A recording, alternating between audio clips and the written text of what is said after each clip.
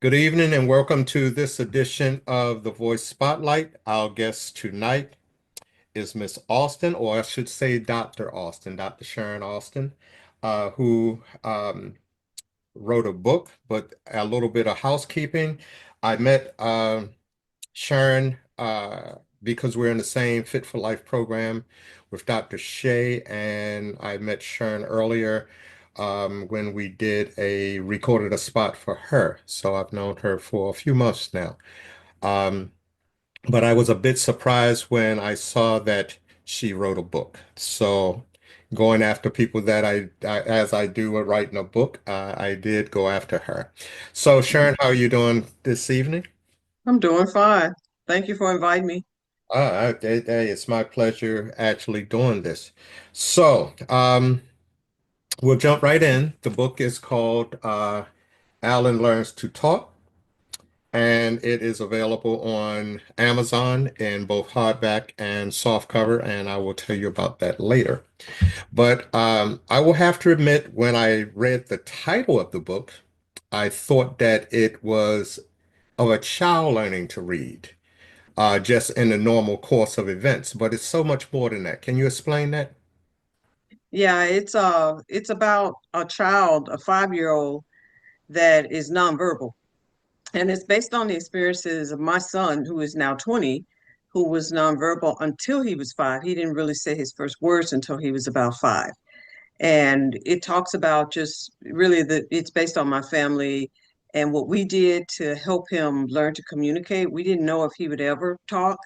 And we had to learn ways to get him to communicate because he was acting out with his behaviors because he was throwing tantrums because he couldn't get people to understand him. And so we had to learn sign language and we used picture cards. We had his teachers. We had him take speech therapy. And really, the sign language is what really helped him want to use more words. So when he would do a sign, we all had to learn how to do a sign and he learned his favorite signs. And that's how eventually he started to just say the words, not just the sign, but he would say the word. And that's how he eventually learned to talk. And so it's really a guide for people if you have a child that's nonverbal, or my son has autism, but even if your child doesn't have a disability like that, if your child just has a speech delay and you're trying to figure out if your child's ever going to talk, I don't, that's something I can't answer, but there are ways that you can communicate with them. And so that's what the book is about. It's written for kids to understand if they see a kid that can't talk, how to communicate with them. You don't have to be afraid of them.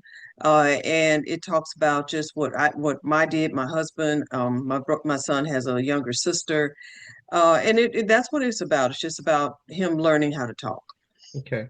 So, you went into, because I usually, whenever I interview authors that have written books, I kind of ask for the origin. So you gave that origin as well.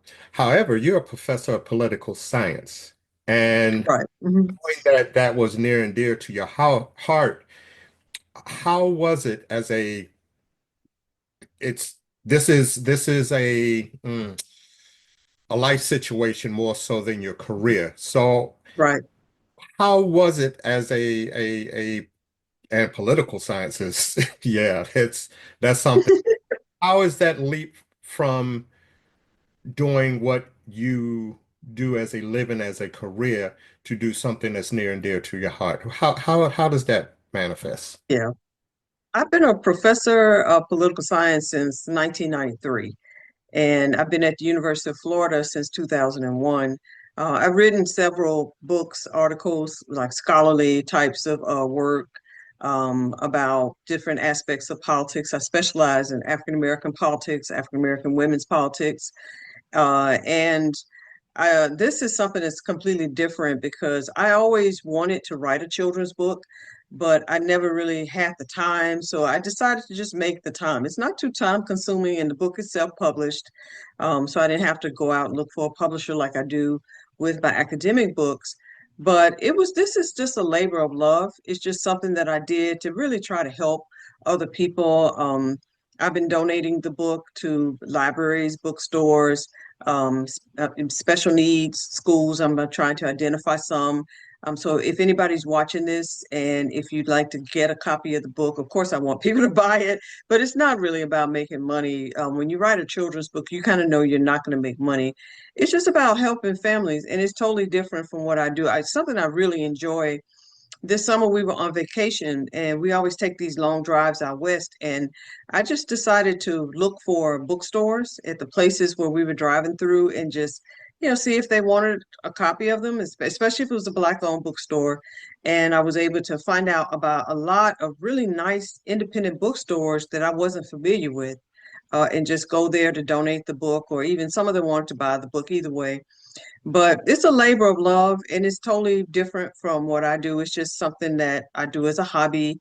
And now I'm even thinking about writing, in addition to maybe another children's book in the future, but a book about the autism mom, like a Christian nonfiction book, because I'm on a lot of social media platforms, like social media groups, support groups, and I listen to the stories of the mothers, and I know of my own story, my own testimony of things that I've been through with my son. And I'm now thinking of a fiction book about an autism mom who's really just overwhelmed by the situation and what she does to try to help take care of her son, but what other people did to try to provide support to her, because that's the problem for a lot family members who have disabled, whether it be developmental or people with physical disabilities. You isolate yourself because you can't help it. You're so busy and you're so overwhelmed by the situation that you don't have enough help. Even if you have a supportive family, like I have a supportive family, my church, my friends, it's still you still like it feels like it's never enough. But to answer your question, it's a labor of love. It's something I really enjoy, and really just hoping that I've helped people to understand what I went through with my son, how we helped our son, and help kids be able to read the book and learn sign language. Even if you don't have a child with a disability, I still think it's a book that all kids can read because they can learn about that some kids are different, and they could also learn about different ways to communicate and learn about sign language, because in the book we have some signs that were some of my son's favorites. I did see that. And I was a little surprised. I guess I was surprised because I having a non-verbal child, I guess in my limited experience, I thought they would go the route of speech development, but not sign language. Or Yes. is it the are the signs the same signs used in sign language? We actually have a sign language ministry at our church, but it's the signs that they teach during autism, the same signs that you will find in and I want to say it, and I know Nikki's going to kill me, Hmm. the American Sign Language. So are they the same? Hmm. It's the exact same. It's the same signs. And we found that we had to go the route of sign language because he just would not talk. It's like he was be struggling to try to say something, but he just couldn't get it out. So once we started with the sign language, that was a way for him to communicate what he wanted. But also, we found after we didn't expect him to ever talk, but we found out after he started using the sign language that that really helped him to form the words. When he would do a sign, I would say, like, for example, his favorite sign was candy. And he would do a sign, and then I say, candy. And then he would say, and finally he started to say candy. And then now he doesn't really use the signs very much because he knows pretty much how to use any word and repeat any word. But back then he just wasn't talking at all. So this was what we pretty much had to do. Okay. So autism, I think, and I'm not going to say as a direct result of social media, but I think now probably autism has more visibility and recognition in this day and time. But as an educator yourself, even outside of the experience you had with your son. Do you think enough is being done for the autistic child or for autism period as an educator, and Hmm. I guess I don't know how hard it would be to separate the educator from the mom, but if you were to look at it, and if the political science, like I said, you have an exacting eye at certain things, certain situations. So if you were to talk about how autism is being treated now, do you think enough is being done? No, not at all. And then the problem is it varies by state. So in some states, you have more resources than others. Here in Florida, we have resources. I was fortunate in that my son was able to attend public school and get the therapies that he needed, occupational, speech therapy, but his behavioral problems were so out of hand that eventually he couldn't go to public school anymore because we can no longer control him, and so then he went to a private special needs school. And luckily for me, the school that he attended was the same school that he had attended for aftercare. And the owner of the school, she and her husband started their own school. It's called Henderson Haven. Her name is Sherry Henderson. She's just been like a lifesaver for me.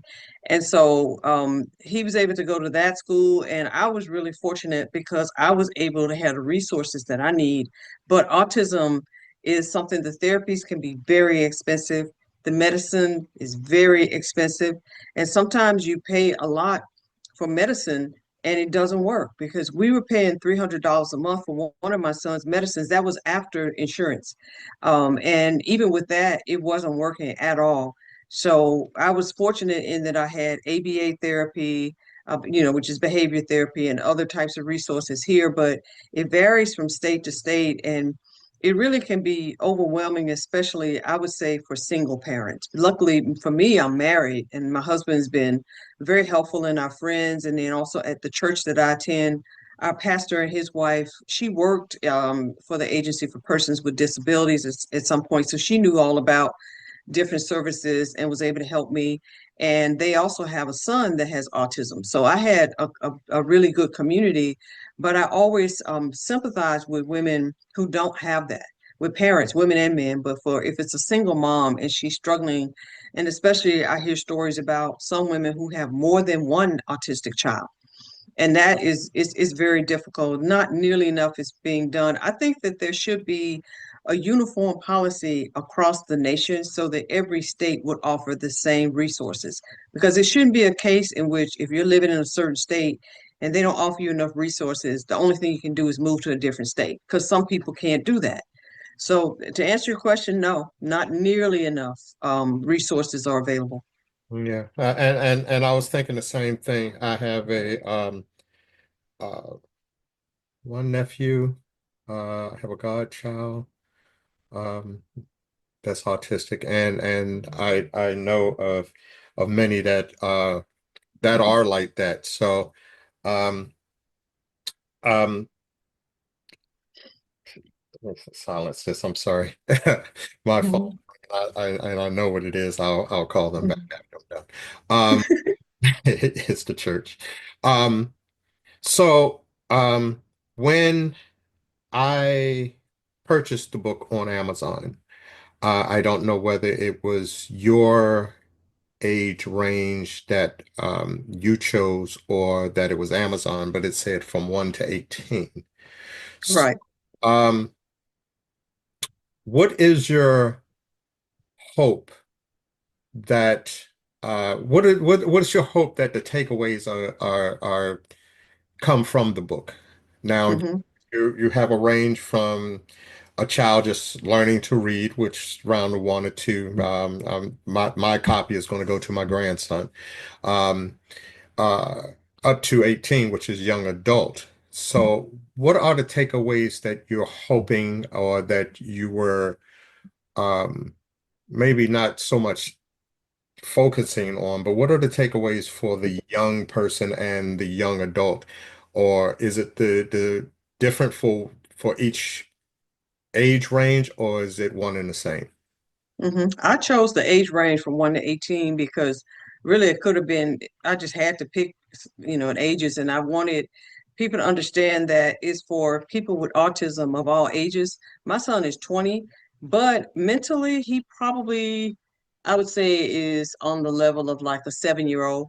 So even though he's 20, the book would be good for him because it's something that he would understand at his level. And that's why I put for people who are like for ages from, 1 to 18, whether you're just now learning to read, or even if you're older and you want to learn about just autism generally, because it's affecting a lot of people and a lot of families. It's gotten to a point where practically everyone knows someone that has autism. And it's not something that people really like to talk about. So I put the book there for kids. Like if you are even, 15, 16, and you have an autistic sibling or someone in your neighborhood has autism, or at some point you might think about pursuing a career where you work with people with special needs, with developmental disabilities, it would benefit them in the same way that it would benefit someone like your grandson. Yeah. Um, like I said, my nephew, he's in his teens now, and his mother was very driven about getting, the best care for him and working with him, and he's doing well. My godchild is still young and he's still going through things, but again, he has a mom that's driven to try to make these things work. So one of my questions was where if there was going to be a sequel to Allan Holston, Mhm. but are thinking about segueing into a longer, more involved storyline. Uh, Right, right. do you have that? Is that fleshed out in your head, or is that just notes on a Mhm. pad right now? Well, it's flushed out in my head, and I've started writing the book, The Autism Mom. Hopefully, I'll finish it by this time next year, like by the end of the summer. I should have a draft of it ready. And then also, as far as learns to talk, maybe expanding on it because the book right now is only like 30, 32 pages. I have found that with young children, they don't like for books to be real long. Mm. So I made this one relatively brief, but it is something that I would like to expand upon, not just with nonverbal autism, but with other types of behaviors that children with autism, or maybe even expand it beyond children with autism and talk about teenagers with autism or young adults with autism, because you hear about children with autism, but you don't hear about autistic adults. Like, for example, my son, who's now a young adult, who now lives in a group home. So I think in the future, I'd like to write something to let parents know about the transition that might happen in the future if by chance your child can no longer live with you, which was the case with me, what you need to do to try to get your child in a group home. Okay, so this isn't your first book. Both the other two books, it's three books. It's 5. It's five total. Hmm. Did I miss that in doing? Okay, Recently, it's been 2 in 20. My most recent 2 were in 2023. okay.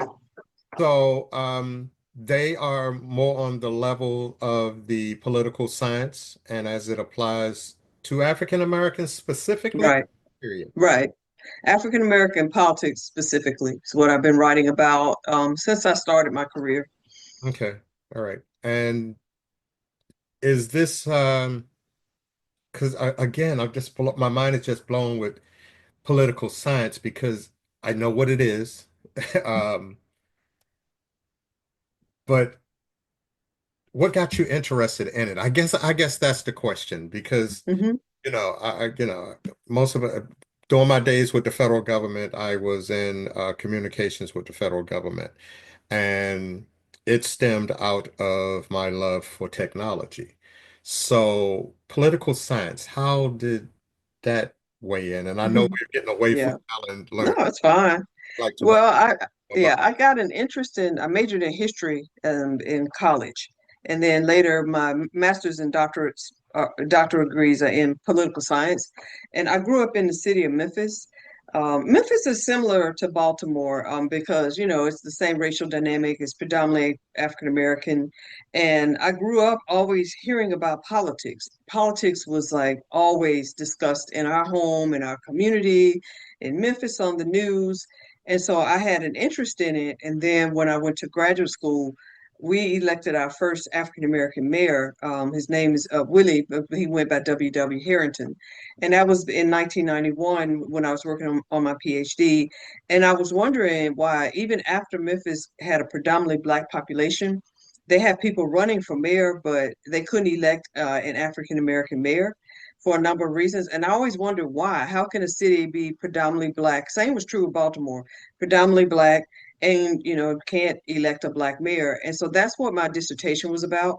And that was also the topic of my first book, which is entitled Race, Power, and Political Emergence in Memphis. So I had an interest in politics because, I was always surrounded by it in Memphis, always hearing about local politics and the political battles, especially with the mayors of the city council members.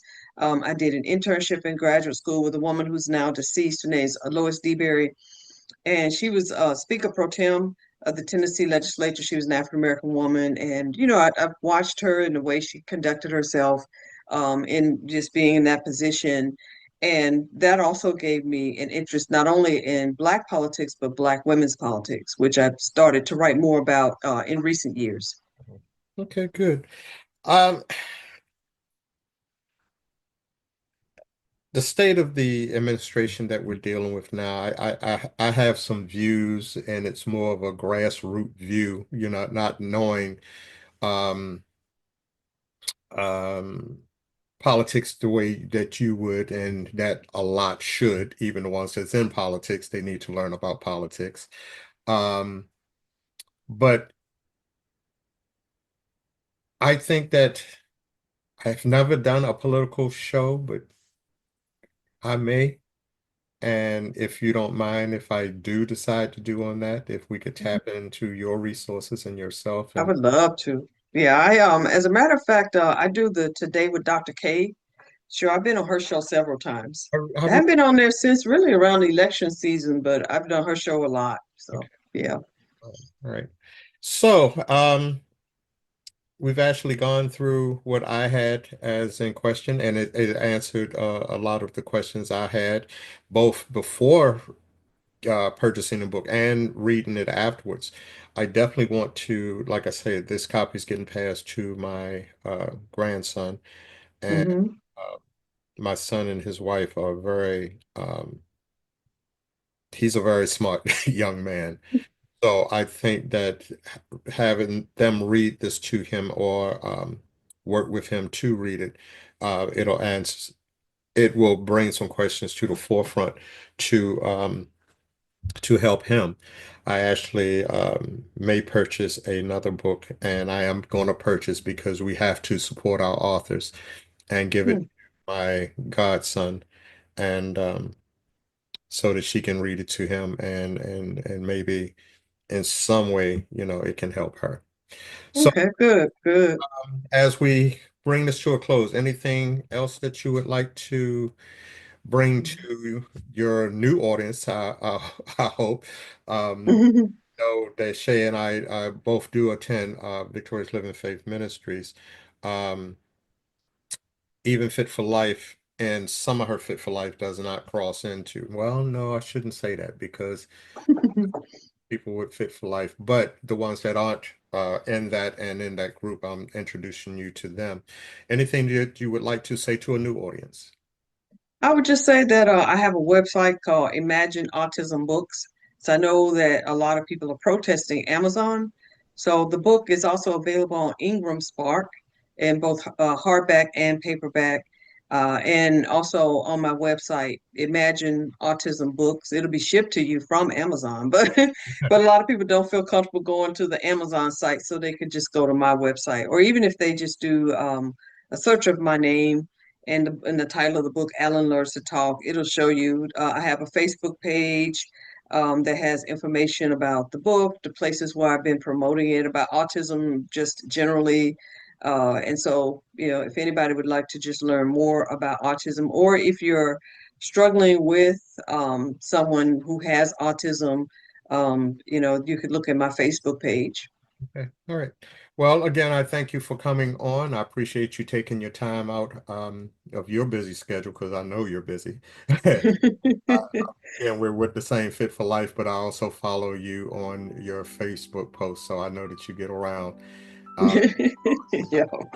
Coming on and spending this time with us, and hope that should I make that transition into a political show that I can tap on you and then we can talk from there. All right. Anytime. I, Yeah. I'd love to. okay. Thank you very much and good night. All right. And thanks for inviting me again. Good night.